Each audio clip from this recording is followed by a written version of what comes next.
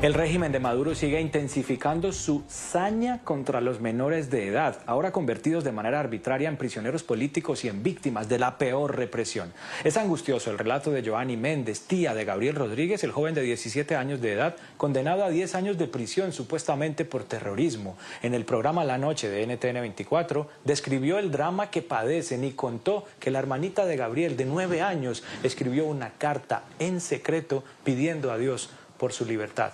Entrevista de nuestra directora general, Claudia Gurizati.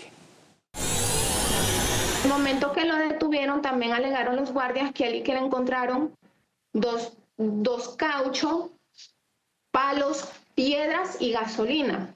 Él para ese entonces, su primer turno se lo cancelaban al finalizar el turno. Él cargaba 400 bolívares, que era el pago del primero.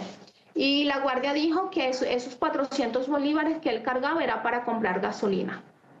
Y ellos, cuando lo presentaron ante tribunales y ante la PTJ, ellos llevaron los cauchos.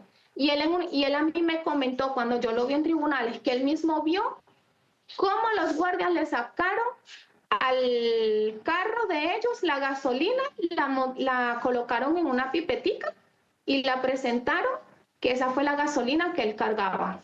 Hicieron montaje de pruebas. ¿Y por qué cree que hicieron eso en contra de él? Joanny, ¿qué busca el régimen con eso? ¿Qué creen ustedes?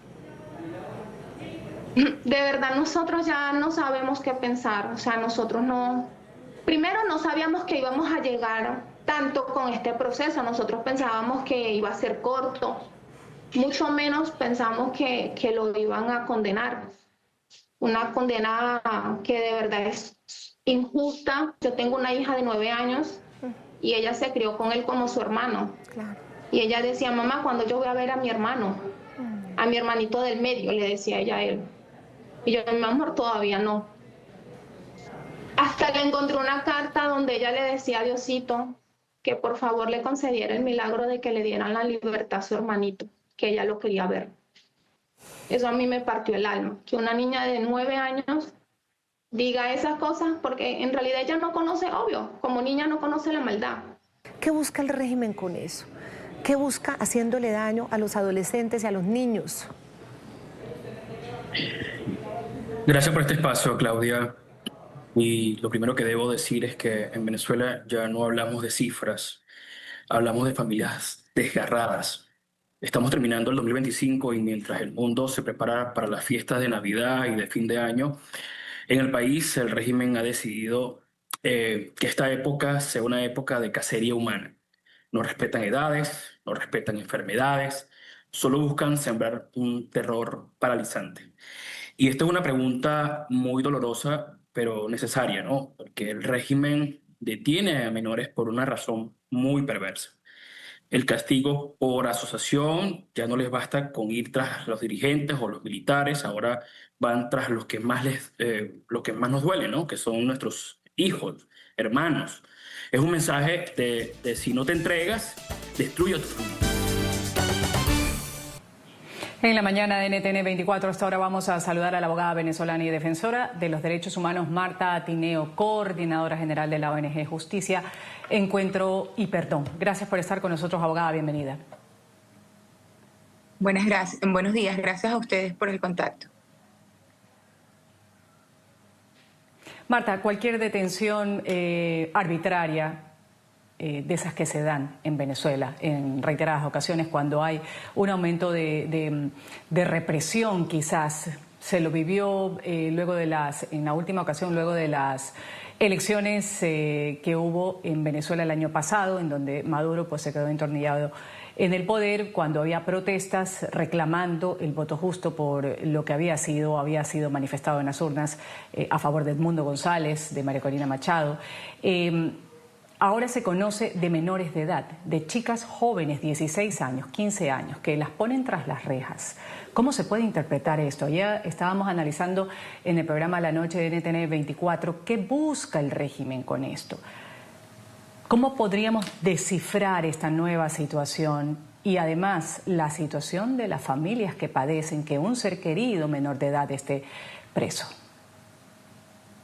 Sí, Sí, ciertamente es algo que golpea fuertemente la dignidad de toda la humanidad, porque si bien es cierto, es algo que se está sufriendo en Venezuela, por algo pues están tipificados los denominados crímenes de lesa humanidad, y es precisamente porque son hechos tan atroces, tan graves, que lesionan a la humanidad completa.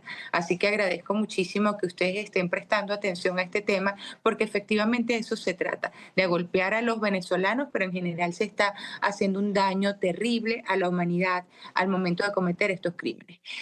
Respecto a los adolescentes, hay que decir que lamentablemente la detención de adolescentes por persecución política en Venezuela no es novedoso. Ya en el año 2017 tuvimos reporte de la detención de al menos 6 adolescentes en ese periodo. Luego, en el año 2019, el reporte llegó a alcanzar a 77 adolescentes presos por razones políticas en Venezuela.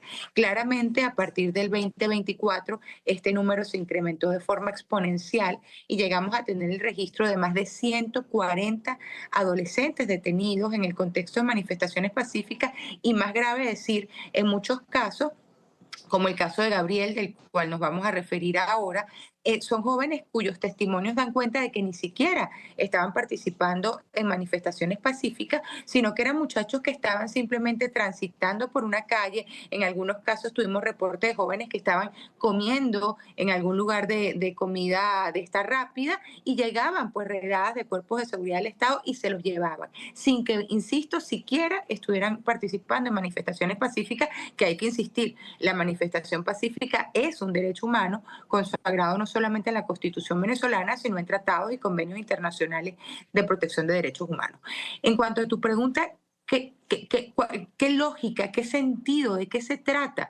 Pues precisamente escuchaba en el reporte con el que empezamos este avance a nuestro colega Orlando Moreno, que también es defensor de derechos humanos, y él decía algo con lo cual nosotros estamos de acuerdo. Y es que yo creo que esto tiene mucho que ver con lesionar la fibra más sensible de cualquier sociedad. Al atacar a niños, niñas y adolescentes, pues se está golpeando lo más frágil, lo más sensible de cualquier sociedad. Y evidentemente yo creo que acá hay una carga de ese denominado castigo ejemplarizante. Claramente, si vemos que hay semejantes saña, crueldad contra niños, niñas, adolescentes, evidentemente este es un mensaje muy claro, muy duro contra toda la población venezolana, que precisamente tiende a callar, a silenciar, a neutralizar, a someter a partir de la política del miedo a toda la población.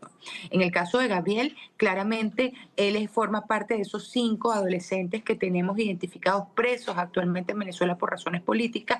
Y Gabriel, bueno, tal cual lo mencionas, ha sido recientemente condenado a una pena además desproporcionada a tenor del ordenamiento jurídico venezolano, 10 años de prisión, que evidentemente destruyen el proyecto de vida de este joven y con él el de toda su familia.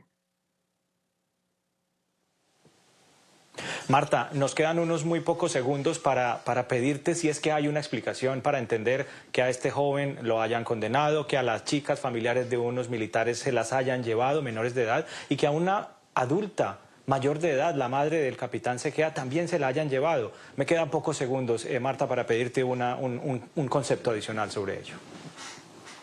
Sí, es decir, finalmente que se trata no solamente de un ataque brutal, cruel contra, insisto, toda la población venezolana, sino que hay que decirlo, al tratarse de una política de Estado que vemos que se persiguen a niños, niñas, adolescentes, adultos mayores, personas en graves condiciones de salud, pues insisto, se trata de una política de terror contra toda la población, pero que justamente es por ello que avanza una investigación por la presunta comisión de crímenes de lesa humanidad ante la Corte Penal Internacional, de nuevo porque se trata de un ataque sistemático y generalizado contra la población venezolana, y ello se podría constituir en crímenes de lesa humanidad, esos que precisamente está investigando actualmente la Fiscalía de la Corte Penal Internacional.